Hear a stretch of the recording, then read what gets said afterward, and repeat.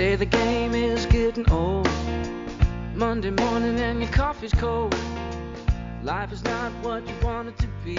Hello, everyone, and welcome to A New Direction. My name is Jay Izzo, and oh my goodness gracious, Mabel, I am just telling you, today's show.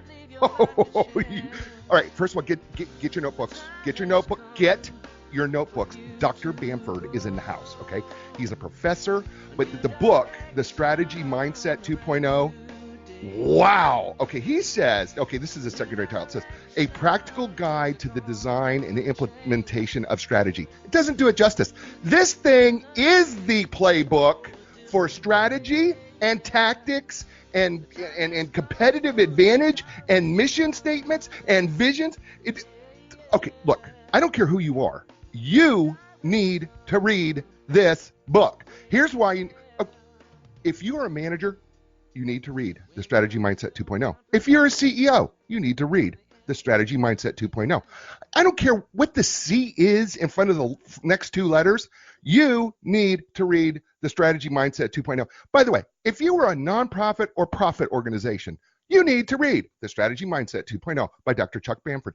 I think that pretty much includes everybody. By the way, if you are sitting on a board of directors, you need to be reading The Strategy Mindset 2.0. It is just that powerful of a book. It's explosive, it's fantastic, it is absolutely phenomenal.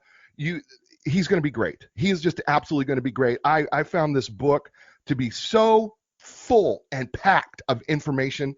I've got 35 pages plus of notes. It's amazing, and we're going to try to get through as much as we can. But let's do what we do every week, and you know what that is, right? We walk you through the 4 areas of your life, because I believe that we are 4-part people. We are physical people, mental people, emotional people, and spiritual people, right?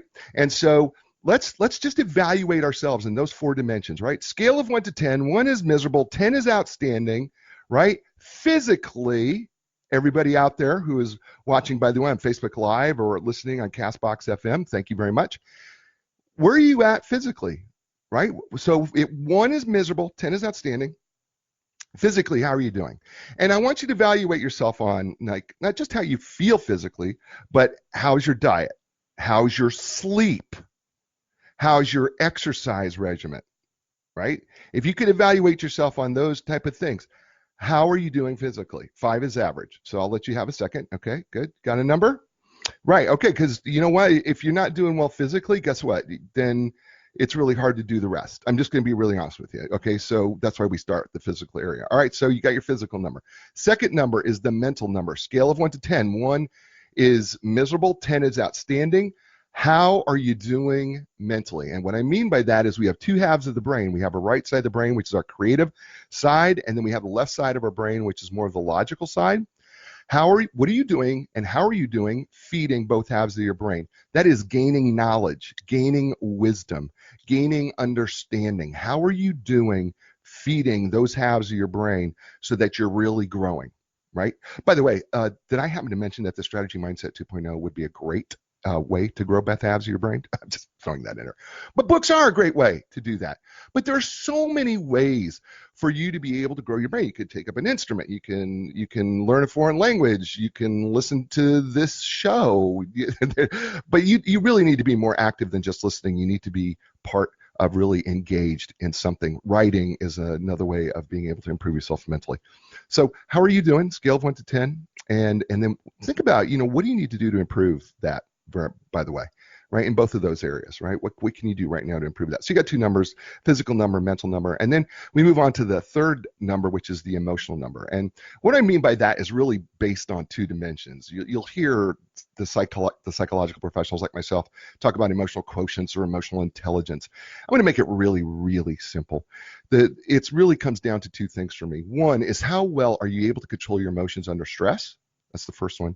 The first dimension. And then the second dimension is how well are you really able to tune in to the emotions of others so that they recognize your own empathy, right? And the reason I say that in that way is because we have a tendency to believe that we are emotionally in tune with other people, but the fact of the matter is We often are not, because we are really not empathetic. We're really not putting ourselves in their shoes, because we're so eager to ask a question or make a response that we have not taken really the time to listen fiercely.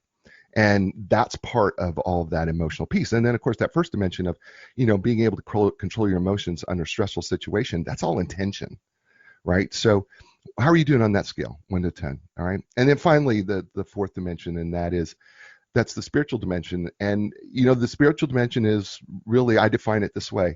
If you remove the physical, the mental, and the emotion, right, what do you have left, right? It's that unexplainable area that you can't explain, that really doesn't have a scientific explanation, but that exists beyond yourself. You know that there's something inside you that you can't explain, that gives you a sense of peace or a sense of joy, or it gives you something. It's not emotional. It's just something else that hits you. Sometimes we call it the soul, right? The music touches our soul. You'll hear people say that.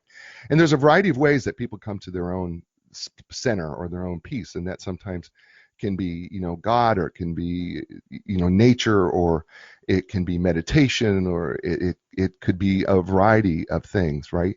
The question is, whatever that is for you, that brings you back to center, or brings you back to a sense of peace, or gives you a sense of joy that's outside of those areas. The question is, how well is it working for you? And then what do you need to do to change that as well? Right? So there's your fourth number, scale of 1 to 10. 1's miserable, 10's outstanding. How is that area of your life working, right? And you have to think of these 4 areas as the legs of a chair, right? We have 4 legs on a chair in these 4 areas. If the chair is uneven, it makes our posture awkward, and it makes it very difficult to sit in the chair. By the same token, if all the areas are low, it also is difficult on us. And so we want to bring those chair legs up, and we want to be able to be as healthy in a healthy position in our posture, so that we can be the best, not just for ourselves, so that we can be the best for others. And speaking of someone who just has a track record of being the best for others, his name is Dr. Charles E. Bamford. He is the managing partner of Raleigh, North Carolina-based Bamford Associates, LLC. It's a firm focused on the development of implementable strategic plans and an entrepreneurial orientation to growth. Dr. Bamford led both M&A and corporate training groups for 12 years prior to pursuing his PhD. He is author of the Strategy Mindset 2.0, which we're going to talk about here today, as well as 2 of the market-leading strategy and entrepreneurship textbooks. And I'll explain why he's got textbooks that he's used in undergraduate and graduate programs around the world. He is a regular speaker at conferences and corporate events and conventions. And by the way, as a fellow speaker, I always say, right, if you're looking for someone, listen to this show. He's going to have content that you're going to want to hire for him to speak. He's also the author of a fictional novel entitled Some Things Are Never Forgiven. Chuck has published 18 research articles in the top referring academic publications in the fields of strategy and entrepreneurship. He has served on the board of directors of Exinda Networks, a Ventureprise, and Consumer Credit Counseling Service. He serves as an adjunct professor of strategy at Duke's Fuqua School of Business. You may have heard that at Duke University, and the University of Notre Dame Mendoza School, where he teaches strategy design and strategy implementation in the EMBA and MBA programs. He has been a professor at the University of Richmond, Texas Christian University, Tulane University, among others. And over the past 25 years, he's been honored with 22 Professor of the Year awards, including 12 Executive MBA Professors of the Year. He was also named a Nobel Foundation Fellow in Teaching Excellence and a Poets and Quants EMBA Favorite Professor. Ladies and gentlemen, please welcome to the show, and welcome Dr. Charles Bamford. Welcome to A New Direction, Chuck. Thank you, Jay. I'm really glad to be here. I usually try to tamp down expectations. I'm not sure how I'm going to live up to what you just did. Well, okay, so look, I read every book from cover to cover, and it's one of the things, it's just one of those things that I do because as an author myself, I was so frustrated going on shows that would never read my book, and it was what I was passionate about. And so I wanted to create a show for authors that I understood what their passion is, and I wanted to be passionate about what they're passionate about. And so I get absorbed into what you wrote.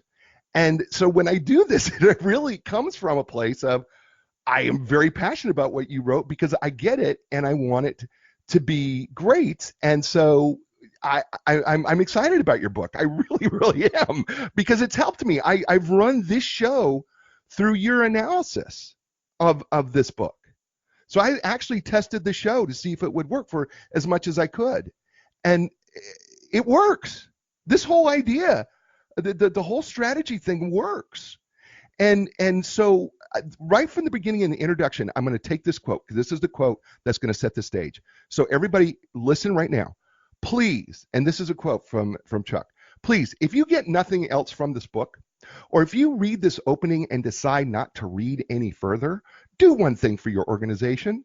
Never use SWOT, SWOT, strengths, weaknesses, opportunities, and threats, as a strategy approach again. That alone would help the bottom line. There it is. There is the opening, Chuck, to the book that said, okay, we're going to have a lot of fun. So talk about why you would start your book kind of in that way. Well, I think that you said, and you probably hit on it right away, there's so many of these sort of pop approaches to strategy out there. And one of the easiest ones that have been around forever was SWOT. And interestingly enough, SWOT was never designed to be a strategy approach. It was meant to be a methodology to display what our strengths were and what our weaknesses were, etc. But it got converted somewhere along the way, and people think, well, what we'll do is we'll get to do a strategy session, and everybody, what do you think our strengths are? And people put little Post-it notes up on the board, and they move all the little Post-it notes around, and at the end of it, they go, wow, that looks really great. And then they walk away because they have absolutely nothing. What they've got on the board is a bunch of, well, we think kind of stuff on the board, and it's not a strategy, and it certainly doesn't help us differentiate from our competitors. I love that, because as soon as you said it, I was like, of course. It's what it was never meant that way. Now you go on to say, and I'm still in the introduction here, but you go on to say something else that I think people need to understand, and I want you to kind of elaborate on this. You said in the introduction, business strategy is at best 50% science and 50% art. It is probably more like 35% science and 65% art, but there is a science. Talk about that.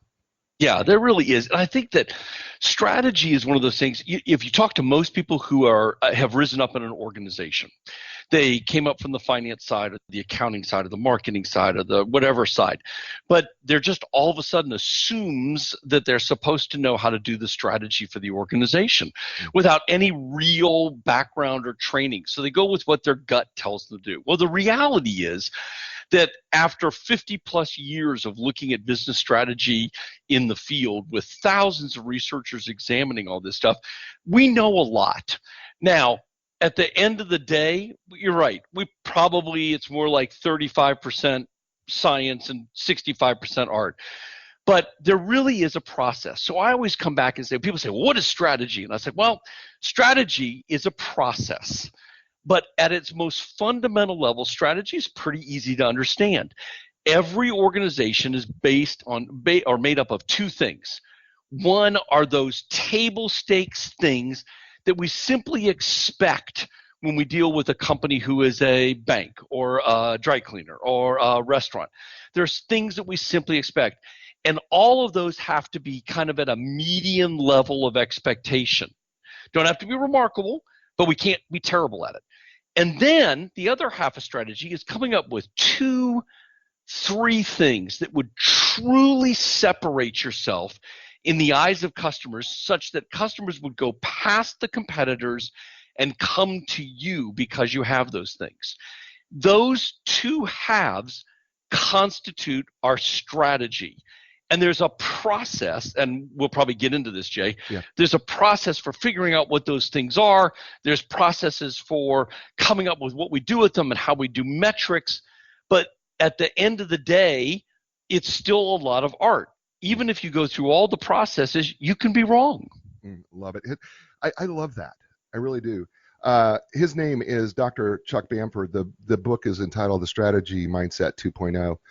We're talking with him. By the way, it's available on Amazon, and it's an outstanding book. Mine is mostly highlighted in yellow and other colors. There's very little white space left on my book, but it's an outstanding book. By the way, it's really a game changer. It's what I would say to you about this book is it literally is the playbook. If you want to learn strategy, if you want to learn competitive advantage, if you really want to put your business in the right direction. And by the way, I would even say to you, venture capitalists, if you're out, those of you who listen to the show, I really would recommend reading this book, because I'm going to tell you, as a venture capitalist, if the business you're thinking about investing in is not got this going on, I would really be hesitant about investing in the company. That's how strongly I believe in this book. So VCs, I really do recommend this. Chapter 1, let's just dive right in there. You talk about myths, and I thought it was a brilliant idea. I'm a firm believer that, you know what, let's knock the myths out of the way before we get into the nuts and bolts of everything, because I think we got to stop those voices in our head. and I think when you jump in and you start jumping in on some of these myths, so I want to just bring up a few myths, and then I'm going to have you talk about that. Are you comfortable with that? Oh, I think this is the fun stuff. It's kind of like an exorcism.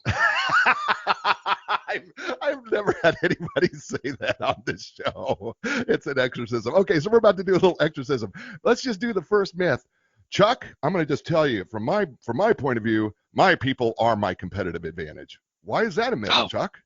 Oh my gosh, it's totally believed by so many people. So I get into these rooms and I'm like, so what are your competitive advantages? And they go, Chuck, it's our people. And I'm like, of course it's your people, because God knows none of your competitors have people. And they're like, well, wait a minute. Our people are better. Of course they're better, because we only hire really good people. We've never had to fire anybody. Well, no, we have had to fire people. And you go on and on and on. So the reality is, there are two realities to this. One is, the moment you believe your people are smarter, better, whatever than your competitors is the moment you're in trouble. But the second half of that is that we have the same combination of really smart people, brilliant people, average people, poor people, and people who should have been fired last week at almost every single company, right? Yes. So people are how we implement our strategy. People are how we deliver on the promise of our strategy. But people are not the strategy. So all of a sudden, Jay decides to leave my organization and go run his own business, right? I'm going to go, well, that's it. Jay's out of here. I'm quitting the business. We're shutting the damn thing down. And the reality is, no, we're going to replace Jay and we're going to move on. Maybe we replace him with a little bit better, maybe a little bit worse, right? But we cannot argue to some customer, the reason you should be coming to us is because our people are just better looking than everybody else, right? It's just such a stupid myth. So I want to ask people this, even if you don't agree with me, even at the end of the day, you're going to go, no, Chuck, I rethought it. It is my people.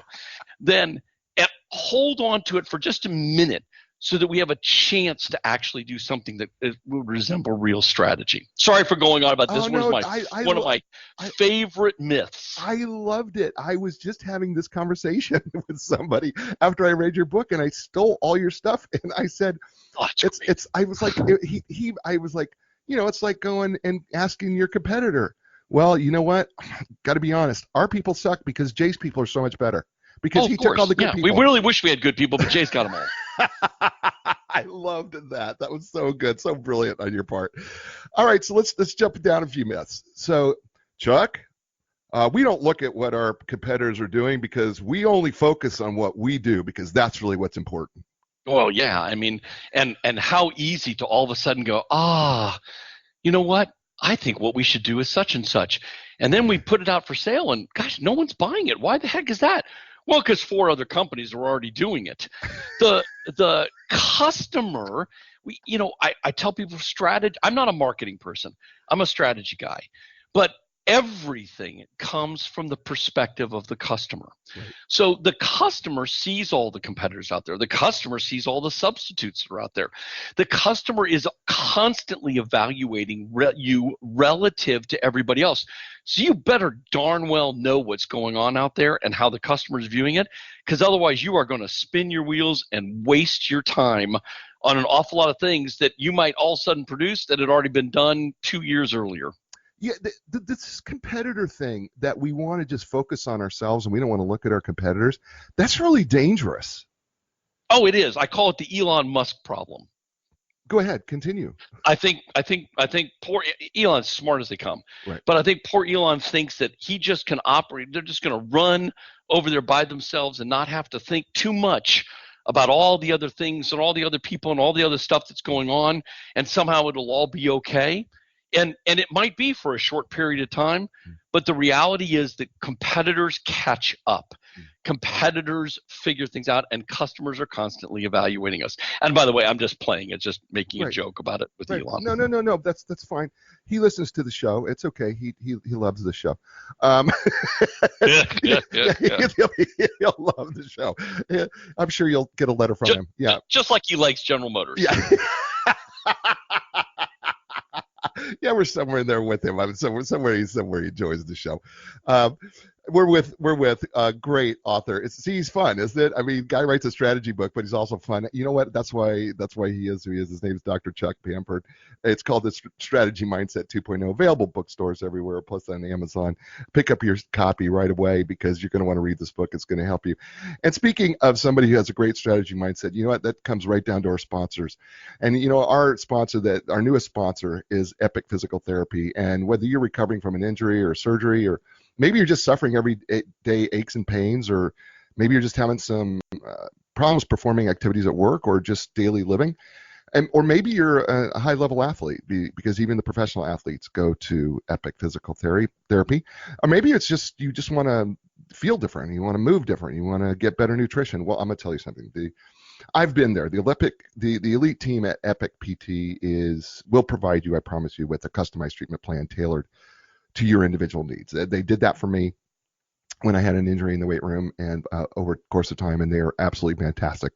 With their experience in rehabbing young athletes to elite professional athletes, they really do understand the need to treat the entire body as a functional whole, not just your symptoms or your injury. So, you know what? Why not get epic relief? Why not have epic recovery? And most of all, why not get epic results? Because you can get that at epicphysicaltherapy.com. And you know what? Why don't you just go on over there? It's epicpt.com. That's EPICPT.com. And also our longtime sponsor, Linda Craft and Team Realtors. You know what? They have been around for 35 years serving the Research Triangle Park area of Raleigh, Durham, and Chapel Hill, but actually they help people all over the world because they are independently owned and operated and are unaffiliated with any other national company. So they're able to find the best realtor anywhere in the world to help you sell your home or buy your next home, because they've got 35 years worth of people that they've made incredible relationships with. And that is really the key to their company. It is about the relationships they make. Every relationship is important, and every person is important. And the thousands of clients that they've helped in the 35 years that they've been in business is something that they cherish and something that is valuable to them. So why not get to know them, connect with them? They would love to connect with you. It's very easy to do. They are known as the legends of customer service, but they're also known as the relationship people when it comes to real estate. So why not come in and talk to them? You can learn more by going to lindacraft.com. That's LINDACRAFT.com. And we're back here with Dr. Chuck Bamford and the Strategy Mindset 2.0 here on A New Direction. And we're going through some myths that we're having a lot of fun with. And so I'm playing the devil's advocate so that Chuck can jump all over me. And we've just gone through a couple. We just finished up with why I shouldn't look at my competitors are doing. So here's myth number 5. This is one of my favorites. So Chuck, I say this all the time. Chuck, got to be honest with you. Our strategic advantage is our customer service. Oh, okay. So customer service is what most of us in our field refer to as a black hole in strategy. So every single company claims that customer service is important. Except for maybe Dick's Last Resort, for those of you who have had the pain of actually going to a Dick's Last Resort. But in general, every single company claims that customer service is important, that customers are number one. We do everything for the customer. And the reality is they don't. The reality is that in general, customer service is terrible everywhere, even for those companies who think they have great customer service. So let's get beyond the big terminology customer service, right? It's a big concept. Let's get down underneath it. What do you think about your customer service separates you from your competitors?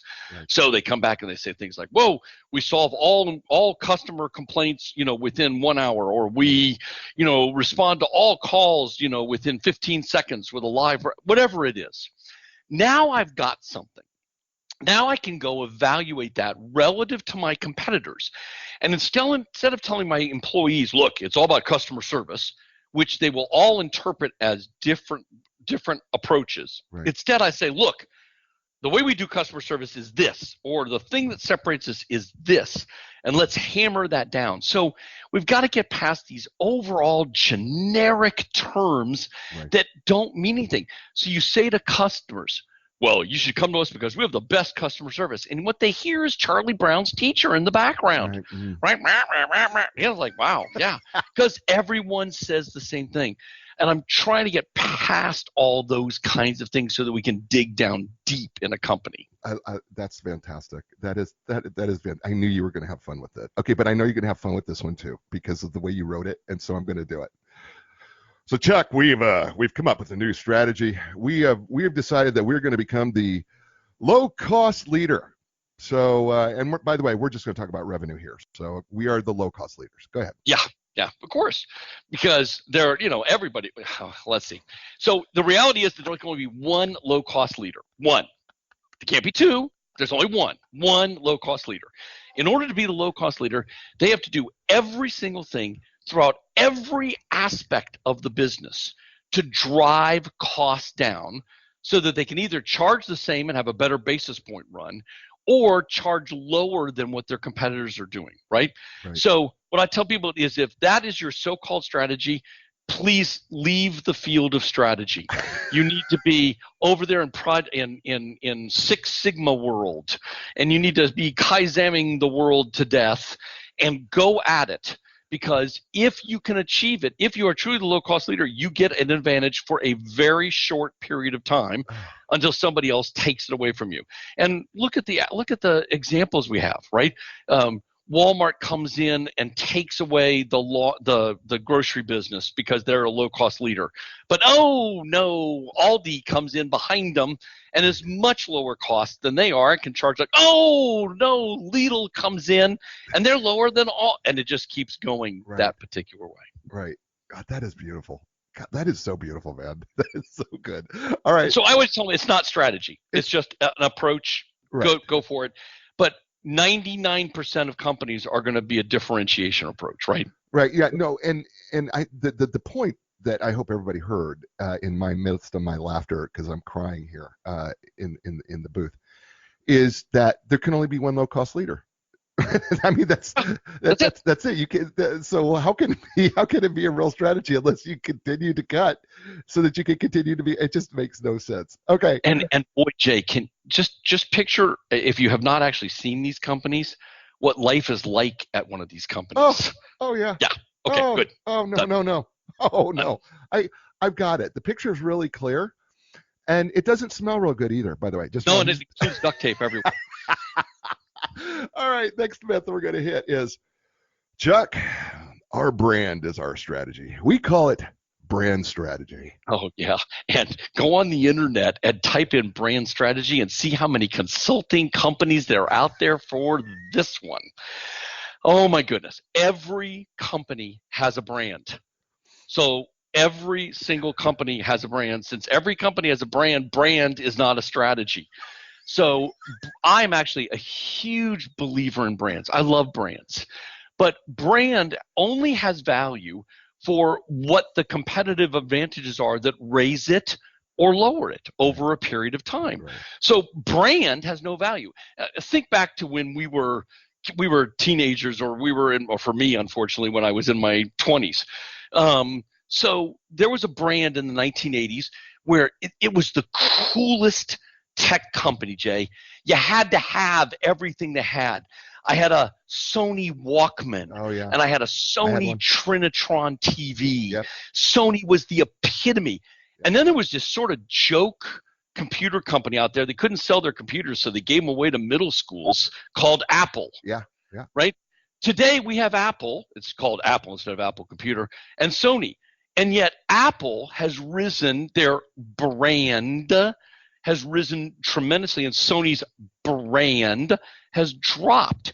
It's not because there's anything about the brand. It's because of the competitive advantage. It's because of the things they did that either raised or lowered the value of the word. So when somebody comes to me, well, we're going to invest in our brand, I just start laughing. I was like, well, darn, if you gave me that money, I could just go buy a yacht down in the Caribbean. That'd be much better use of your money. I loved these myths, man. You were so good, and the way you did it, I was like, I hope he does it the way I'm hearing him doing it, and you did. So I'm so grateful that you did, because it was a lot. It was a lot of fun. It was a lot of fun for me to read. It was even more fun to hear you do it, because it was fantastic. So let's. Well, it's funny. I'll tell you a quick Sure. 30 Yeah. seconds. So we get contacted, every week, 4 or 5 different companies will contact us for work. So we'll tell them, well, read the front 25 pages of my book. And if you still want to talk to us, we're good. About 50% of the time, Jay, we never hear from them again. Right. And the other 50 are like, okay, I'm in. And I'm like, perfect. Right. And then, by the way, it's kind of a qualifying way for you to find your quote unquote, and we'll talk about them, the perfect customer, isn't it? Yes, sir. Yes, sir. It's a way for you to qualify to do that. See, you did it. See, I told you, I read this thing. It's really good. The book, again, is called The Strategy Mindset 2.0. It is literally your game changer for 2020, 2021, 2022. Matter of fact, for the decade. Why not buy this book? Because listen, I don't care who you are. Right? If you're even if you're thinking about starting a business, let's say you are going, man, I think I want to do a business this decade. Well, before you do that, will you read this book? Because you're not going to have the right strategy. You're not going to have the right strategy model. You're not going to be thinking about it the right way. You're not going to understand your competitive advantages the way you should understand them. You're probably not even going to write a mission statement or a vision statement in the way it should be written. But this book covers all that and more. And by the way, and we're going to do this one today, but we're going to talk about value, because what he has to say about value is going to blow your mind. So we're going to do that. But let's move on to chapter 2, because I want to talk about a strategy model that works. And you say strategy is iterative, sequential, and continuous. A strategy can be done on an individual group, or organizational level. Where do we start, Chuck? Yeah, well, we start outside of the organization, right? So we've already touched on this, we just tapped it, but the reality is that strategy has to start outside. We have to know our competitors. We have to know who the customers are for the organization, or who they potentially could be.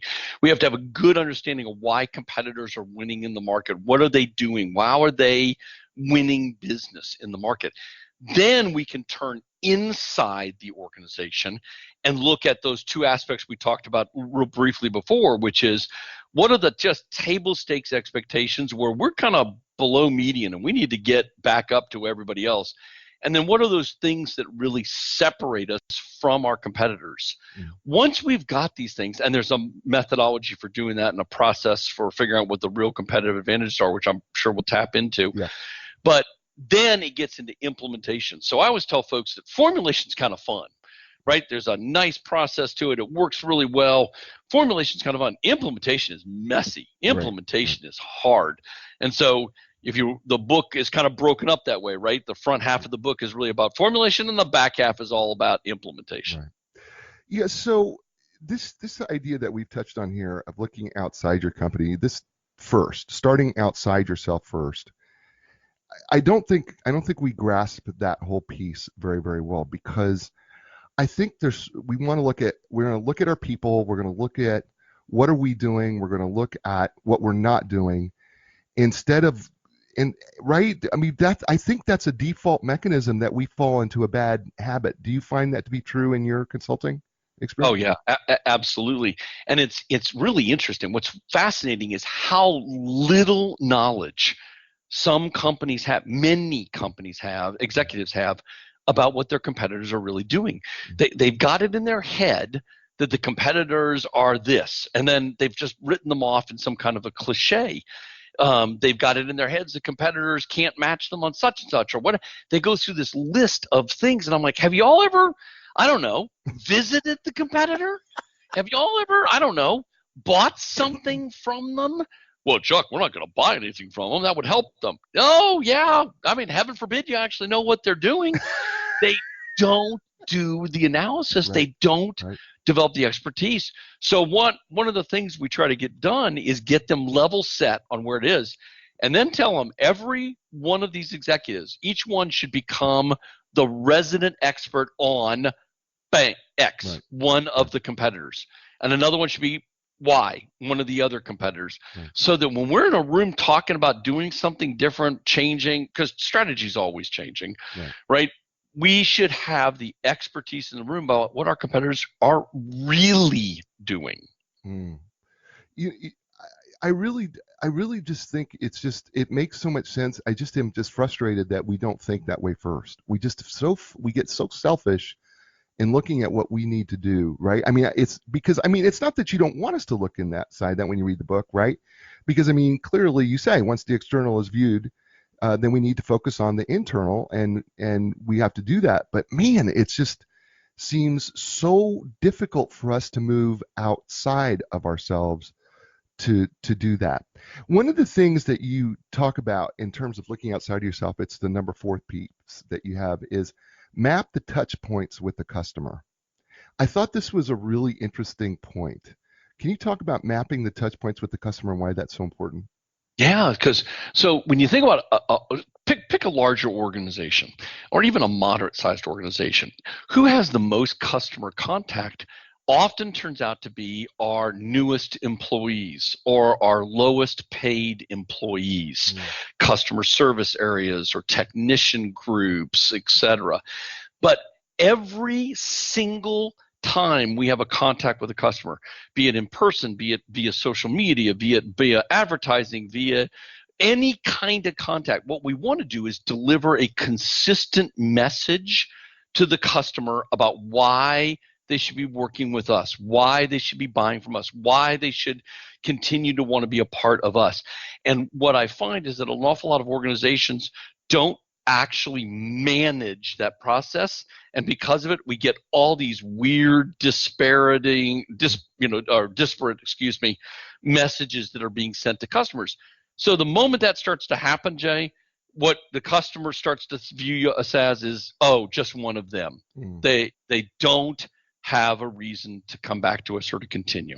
Yeah, that's and there's the rub, right, of actually knowing our customer, right? Is that why would your customer choose someone else over me, right? Because we want to believe that we're the number one choice, right? I mean, that's what we want to believe. I'm the number one choice, Chuck. Come on. Of course they're going to choose us, but that's the reality. Is why did they choose, right? I mean, you even asked that question in the book. Have you ever asked yourself the question, why did they not choose you? Yeah, and we suggest a really weird kind of, far out there approach for this, Jay. What we try to do is ask the customer. Oh. So we go to the customer. I know it's pretty wild. What? I know, I got it. What? So we go pretty wild and we say things. Now, I don't ask the customer why they bought from somebody else, because generally customers are going to lie. They don't mean to lie, but they're going to tell me a story. But what I do want to know is, if you didn't buy from me, whom did you buy from? If you did buy from me, who else did you consider, right? And what I can do very quickly is map together who my competitors are. Who is it that customers are comparing me to? And when companies come back to me, it's like, well, Chuck, again, this is just an awful lot of work. I'm not sure what's really worth it. Like, well, then can you explain to me why you don't have 100% of the market share? Why do you only have 4% of market share? Right? Because clearly customers are not going, well, darn, you are the best.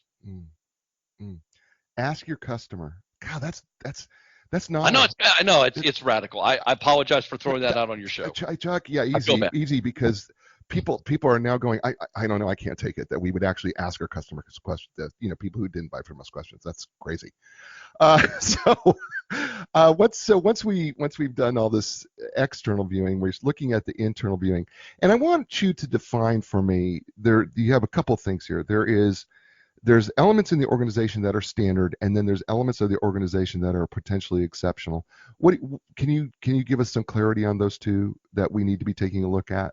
Sure. So, look, you walk in, and I'm going to pick on something average, a restaurant. Sure. You walk into a nice restaurant. You expect somebody to be standing there to get your information and to take you to your table. You expect to have menus put at the table. You expect the table to be set. You expect somebody within X number of seconds to come up and ask you if you want to have something to drink. And we can go down this long list. None of those reasons were why you chose that restaurant. All of those are just simple, orthodox, table stakes expectations that you have when you come into a nice restaurant. These are simply your expectations. If those fall below median, you sit down at the table and it takes 15 minutes before somebody even asks you if you want some water, or they don't deliver menus to you, you have to go find somebody to get a menu. Those kind of things below median expectations will frustrate your customer, and your customer will not come back. So I tell people, I said, look, if you sit down at the table and the fork is dirty, right? You're at the restaurant, you're like, and you hand it to them, and they bring back another fork. Oh, I'm really sorry about that, and they put another dirty fork down, right? I don't care if Bobby Flay himself is serving you. You're going to be so frustrated you're not going to want to come back because you can't even get a clean fork. So that's the table stakes normal expectations. And then almost every organization really must have 2 to 3 compelling competitive advantages, compelling reasons why a customer should go past your competitors and come to you. So view it this way. Half of it is not frustrating your customers, and half of it is trying to provide a couple of really deep, compelling advantages that are real, that will draw my customers past competitors.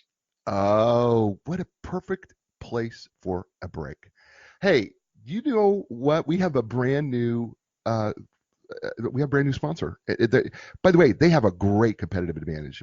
I think they do. I mean, outside the fact they've got, their normal, well, first of all, everybody's certified. That's kind of cool. But Epic Physical Therapy actually has some of the most advanced top of the line equipment, right? Which I know maybe over time somebody else might get it. But they actually have like things like the Ultra G anti-gravity treadmill, the Normatec compression sleeves, the Game Ready, just to name a few. Not only that, every one of them are trained and certified in the most comprehensive cutting edge treatments available, including blood flow restriction therapy, dry needling, cupping, just to name a few. If you've seen cupping, right? You've seen those little like splotches on the back of swimmers' backs. Yeah, that's what cupping is. By the way, it's great. I know, I've had it done. So why don't you learn how they can make you more epic by going to epicpt.com. Listen, I love this place. This place is someplace I go for my when I get injured or I'm sore, or maybe I need to change my nutrition up a little bit. It's the place that I go to get it done, and I'm very happy with the results. I'm extraordinarily happy with the results because they are epic. So why don't you learn why I love them? Go to epicpt.com. That's EPICPT.com. And Linda Craft and Team Realtors, for 35 years, they have been serving the Triangle area, but actually they've been serving the entire world by helping people find the right real estate professional for their home and helping investors even invest in the Triangle, right? So they've been doing this for 35 years. What's really cool is they're located in Raleigh, but they help people worldwide. Matter of fact, if you were to go to 7300 Six Forks in Raleigh, let me tell you what they're going to do. You're going to walk in the door and they go, hey, how about a bottle of water? I know it sounds weird, but it's really what they do. Every person who comes to the doors, you want a bottle of water? And they're going to offer you a bottle of water, and then they're going to say, how are you today? And they're going to ask you what's going on, and can they help you? Or maybe you just want a cup of coffee. Great, we'll make you a cup of coffee. We're happy to do that for you. But they really are wanting to create a relationship with you. Every person that walks through the door, they just want to create a relationship, say hello, make you feel good about you, feel good about where they're at. And they are the relationship realtor. They're the ones who create relationships, not just to do business, real relationships. They've created relationships with thousands of people in the Triangle, and there's going to be thousands more that they're going to create relationships, and one of them should be you. So why not check out why they are the relationship real estate agency? And you can learn more by going to lindacraft.com. That's LINDACRAFT.com. And we're back here with Dr. Chuck Bamford. Did I tell you how good he was? Did I say something about that he's really a lot of fun and he's really cool? And could you imagine being in one of his classes and having him talk to you? I want to go back to college again. I want to go back to grad school. I want to just sit in one of his classes and just for a semester and do it, because he's a blast. And we're having a lot of fun. And we just got through, when we last left, we just were starting to talk about competitive advantages. And this is where I think people don't understand what competitive advantage is and how do we analyze something? You call it RBAs. Well, how do we go about to make sure that we actually have a competitive advantage? Yeah, and this is a technique that has been honed and developed, really crafted in the late 80s. By probably 92, 93 was the predominant methodology for determining competitive advantage. So depends on who you want to talk to. If you're talking to some of the consulting firms, some of them call it VRIST or VRIN. Some of them have, put it on, they call it VRIO. There's a theoretical approach to it as well. At heart, I'm a professor. And so I just go back to the original and call it resource-based analysis. Now, in 2002, 2003, a group of the leading textbook authors, of which one of my strategy textbook is one of the top ones of those, we decided to really recraft this. I'm sorry, go ahead, Jay. Tell people what it is. They should know. Oh, it's something that no one should purchase unless they're absolutely forced to by a professor in their course. It's more than 1,000 pages long, Jay. It's a 530-page content plus cases textbook. And so, in fact, it's funny. One of the original reasons for writing the Strategy Mindset 2.0 was to take all that material and put it into something that could be used by executives, managers, owners in an easily readable format. But the resource-based analysis, we really turned it into a much more practical approach, and all of us kind of agreed to that. So at its heart, you take everything you think is one of your competitive advantages, and you put it through sort of a 5-element test. And again, I didn't create this test, but it works extraordinarily well. It has been validated by literally thousands of research papers that have been published. So first of all, you ask, I don't know. Well, Jay, before I go through it, do you want me to walk through it, or would you rather do something different? That's what I want you to do. I want you to okay. Because I think people need to hear the test of whether something is a competitive advantage or not. Okay, perfect. So first question is it rare? That is it relatively unique compared to your comparison set? And by the way, this is where people would fall apart, right? No matter what analysis you came up with about your people, the question is it relatively rare compared to the competitors? And you'd be like, well, no, they all got the same darn thing we have. Then it fails at rare. And therefore, it's an orthodox or a table stakes expectation. We should be doing all these things. If it passes for rare, you've got something that's really unusual. Then the question becomes, how long can you hold on to that cool thing, right? How durable is it? And there's multiple aspects that we use to analyze how the competitors might try to take that away from us. If we can get it past durable, that is, we're going to be able to keep this for ourselves for a period of time. I loved how you did that with your advertisement, because if they can, at this point, they've got something that is rare, and they will probably have it for a length of time because this is expensive equipment and hard for people to be able to do that kind of training and be certified. Right. So they have it for a period of time. Then the question is, what are the substitutes? And are they good substitutes or bad substitutes? And there's a substitute for everything. The reality is that most of them are not good substitutes. And then there's an element called tradability, which really just comes down to, can you buy it? Can anybody buy it? Can anybody get there quickly? And then finally, it comes down to value. And you touched on this earlier. We've studied value in this field up one side and back down the other. Value comes down to one of three things. You can either charge more because you've got this cool thing. Could cost you less for a variety of reasons, so you get a better basis point run. Or do customers go past my competitors because I have this? Mm-hmm. And all I need is one of those three, but to get all three is like getting the trifecta, right? But if all I need is one of those three to get value. So every single thing somebody comes up with, we put it through this test for each of those things. Now, you probably got out of this, there's a lot of art here, right? Oh, yeah. Yeah, right. Conversation with the executives. I always tell people that every company I go to work with, 130 plus now in the last 7 years, they're the content experts. I'm a process guy. And so we push through it, we talk about it, we come up with stuff. most things fail at rare, then the next most at durable, and the next most at substitutable. And only those get all the way through do we calculate whether we can get value. And what we end up with is usually one or two things that we're currently doing that are competitive advantages. And then we try to come up with a third that we could do, because you want about 3 different competitive advantages to really be effective. That is so cool because, by the way, we're talking with Dr. Chuck Bamford, author of The Strategy Mindset 2.0. Fabulous book. If you're even thinking about doing a business, or if you've been in business for 1,000 years, if you're in a profit, nonprofit, I think that covers pretty much everybody in the world. This book is absolutely a necessity. It should be required reading for every business, every board of directors, regardless of where you're at, because it will change the way you're thinking about, you want to talk about doing goals and everything year after year. What you need to understand is, as Chuck points out so well in this book, that strategy is ongoing. It's not something that you do once a year. It's something you need to be doing all the time.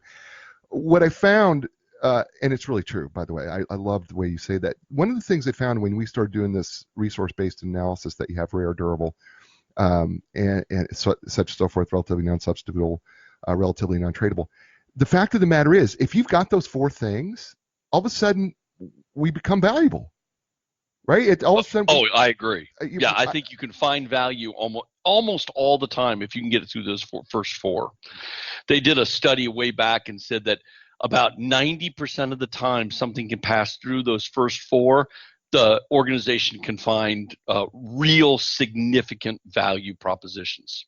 Yeah, when you said that in chapter 5, I was just like, basically, I'm going to paraphrase it. You said you immediately have value if you pass the previous test.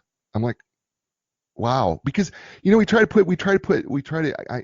says, I'm the value, I've got value. Man, pass those tests, go through the RBA, because if you'll go through that resource-based analysis, that's going to really be a big. If you can pass that, maybe you do. Because I did that with the show. So I was like, always got to be doing work because people can catch up, right? Doing what I'm doing, especially when they find out what I'm doing. So yeah, really cool. I really enjoyed that. So one of the things that you talk about, and I want to jump to this because we've almost been on an hour. I don't know if you know this or not, but we've almost been. Oh my goodness! But it's been so much fun. I've really enjoyed this. So, but I want to get to it because I know there's 2 things that people want to hear. One is in chapter 7, you talk about have a reason for existence, mission, value, values, principles. And I think one of the things that people miss the boat, and I don't mean miss the boat, I mean they tip it over and just have no idea and what waters they're in and why they should even be in the boat. And this is the thing they call the mission statement, because we're not really writing mission statements, I don't believe. And based on everything that you said, that the mission is directly tied to competitive advantages of the organization and is about what we're trying to accomplish right now, indicates to me, based on that statement in your book, that we need to be looking at our mission statement regularly. Yeah, I could not agree more. In fact, we've done some research studies, and less than 50% of the Fortune 500 have mission statements. So, and even when they have them, most of them are ineffective. They've missed the chance, Jay, to communicate to their employees, communicate to their customers, communicate to their suppliers why they exist. Why are we here? What do we think separates us from the rest of the pack? Our mission is not to make money. I get these folks that talk to me that say, well, Chuck, what we have is a fiduciary responsibility to maximize shareholder value. And I'm like, oh my God, you can't actually believe that, right? Can you imagine telling the fry clerk at McDonald's, look, make more money? The fry clerk standing there going, okay, I'll okay. That none of that is why we get money, because we do X. And not knowing what our mission is, not knowing what our vision is, and God forbid, not having some established set of principles or values from which we can operate is a failure of leadership. I love that. I want to quote you You said the core problem with mission statements is that they are unremarkable, unreadable, too long to remember, and simply not applicable in the daily management of companies. Oh, so true. Guy, that's beautifully written, by the way. That is really well written. Thank you very much. No, it that, really Jim. is. Hang on, I'll pat myself on the back. Yeah, no, I mean that because it's beautifully written because it's true. It is. I coach, different people and executives and so forth, and I go in and I'll go into their business and I'll read these mission statements. And when you said, I'm like going, well, that's nice. Well, it's not remarkable. What are you really trying to say? Well, it's pretty much unreadable. I could never remember that if I was here for an hour, right? Because it's so long.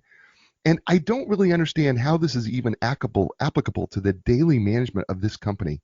It's more of a vision than a mission. And I think that gets confusing. And man, you make a point, in the 5 keys to designing a mission statement, the short, the simple, that the directional piece and the actional pieces are actually really important. Do you want to talk about those 2 pieces? Sure, yeah, because the directional piece is the stuff we probably talked about enough. Right. What separates us. But the actionable piece is, I think, very important. Again, we're trying to communicate with our employees. What do we want our employees to do after they read the mission statement? What do we want them to deliver to customers? What are the actions? What are the things that we want them to do? I think leaders forget that they're not actually making us any money. The money is being made by all the employees out there. And so you want to give your employees an opportunity to be successful. And I think a well-written mission statement delivers on that. I love that. So we're coming down to the end of the show, and I really wanted to get to the perfect customer, and so I'm thinking that we can do this. I think we can do this and still have enough time before they decide to cut me off. You in chapter 10, the perfect customer, you say, is one who instantly gets the value proposition of the offering and is willing to pay for it. Talk to us about why we need to have this perfect customer, who they are really, and how do we identify them? Yeah. So, the last question would take me probably about 40 minutes. There's a lot to how we identify them, how we figure them out, how we address them. But you hit the 2 big criteria. Just think about your business. Which customers come to you? They don't really look at your competitors. They really pretty much come directly to you. They don't dicker with you much on price because they get your value proposition. They understand it. I picked on Elon earlier in the show, but think about somebody who decides to just plunk down all that money on the new truck where you can throw a ball right through the window, right? So all these people put down the money instantly for that truck. They get the value proposition and they're willing to pay for it. So perfect customers are fantastic because we want to hold this core group of customers and then expand beyond outside of that in order to grow our business. And I could go on forever, Jay, but I won't. That's the perfect summary I was looking for. So I can't believe this has gone so fast. This happens every show where it goes so stinking quickly. So what I do with my friends, because you're no longer a guest, you're now a friend of the show, and we're going to stay in contact with each other, and I'm probably going to have you back at some point talking more about this. If you're okay with that, I would love to have you back. And that would be fantastic. I have people giving me all sorts of thumbs up and telling me to have him back. I want to have him back. So yeah, you've got some people who are in love with you. The book's called The Strategy Mindset 2.0, Dr. Chuck Bamford. So Chuck, what I ask my friends on the show is, the show's called A New Direction because we try to help people find a new direction in success, leadership, life, business, careers. If Dr. Chuck Bamford, author of The Strategy Mindset 2.0, could leave the listeners with a new direction, what would that be? Oh, that they take strategy as something that is serious and something that actually can be done, and everyone can do it. That's awesome. His name is Dr. Chuck Bamford. The book is called The Strategy Mindset 2.0. He has been better than advertised. He is outstanding. Check him out. Check out Bamford and Associates. Fantastic website. Hire him to speak. You will not be disappointed. You've heard what he's like. He's got a great sense of humor and is a lot of fun. And colleges, get him in right away, because you need to do that. Folks, this is the show. You know what I say every week? Be inspired, because if you're inspired, that means that you can inspire other people. And when they're inspired, that means they in turn can inspire others, and that can make this world a great place. So I look forward to seeing you next week with another great guest. And as I say every week, ciao, everybody. The time has come for a new direction. Yeah, yeah. New direction. Yeah, yeah. When you lost your confidence and the answers don't make sense, you got to keep your hope alive. You got to know you can survive. This is your time to fly. A new direction, a brand new day. A new direction, things are gonna change. You can find the strength to go a different way, yeah. The time has come, your dreams will take